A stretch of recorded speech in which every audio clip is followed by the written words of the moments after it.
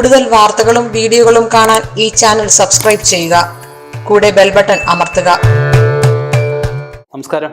ഏഷ്യാനെറ്റ് ടിവിയുടെ എപ്പിസോഡിലേക്ക് എല്ലാ മനഃപ്രേക്ഷകർക്കും സ്നേഹം നിറഞ്ഞ ഹൃദയം നിറഞ്ഞ സ്വാഗതം. എല്ലാവർക്കും പൊതുവെ അറിയാവുന്ന രണ്ട് പേരാണ് പിശുക്കൻ, അരുമ്പൻ എന്നൊക്കെ പറയുന്നത്, ഇല്ലേ? അപ്പം ഇങ്ങനെയുള്ള പിശുക്കും അരുമ്പത്തരമൊക്കെ വേണ്ടാന്ന് ഞാൻ പറയുന്നില്ല.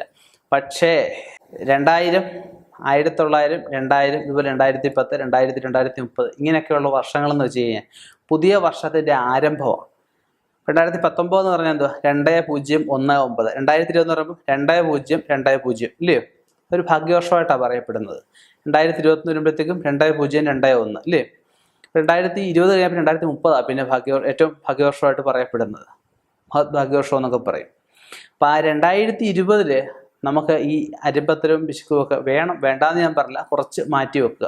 2020 ഉപയോഗിച്ച് നശിച്ച വസ്തുക്കൾ, വസ്ത്രങ്ങളാവാം, ചെരുപ്പാവാം, കൊടയാവാം, ചിലപ്പം വാഹനങ്ങൾ, ചിലപ്പോൾ കണ്ടം ചെയ്യാൻ പ്രാപ്തിയായ അല്ലെ ആ രൂപമായ എന്ത് വസ്തുവായ അപ്പം അത് ഉപയോഗിക്കാതിരിക്കുക.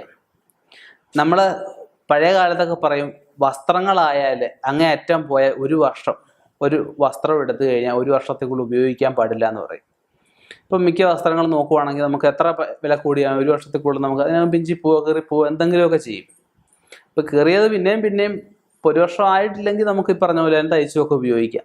വർഷങ്ങൾ, അതായത് 10 വർഷം പഴക്കമുള്ള ഉടുപ്പൊക്കെ ഇപ്പോഴിട്ട് നടക്കുന്ന ആൾക്കാരുണ്ട്. ഇപ്പം 2020 അങ്ങനെയുള്ള വസ്തുക്കൾ മാക്സിമം ഒഴിവാക്കുന്നതായിരിക്കും നല്ലത്.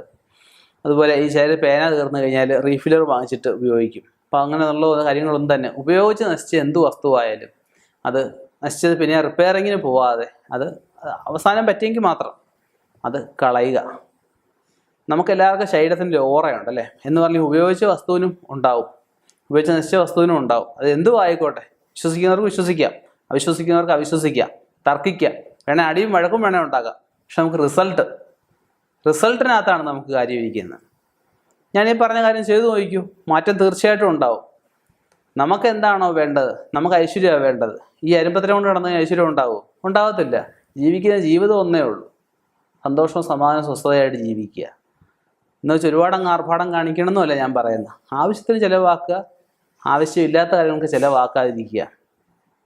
അപ്പം 2020 എന്ന് പറയുന്ന വർഷം എല്ലാവർക്കും ഒരുപോലെ സന്തോഷവും സമാധാനം സ്വസ്ഥതയും എല്ലാം ഉണ്ടാകുന്നൊരു വർഷമായി തീരട്ടെ എന്ന് ആശംസിക്കുന്നു, പ്രാർത്ഥിക്കുന്നു, നിർത്തുന്നു. നന്ദി, നമസ്കാരം.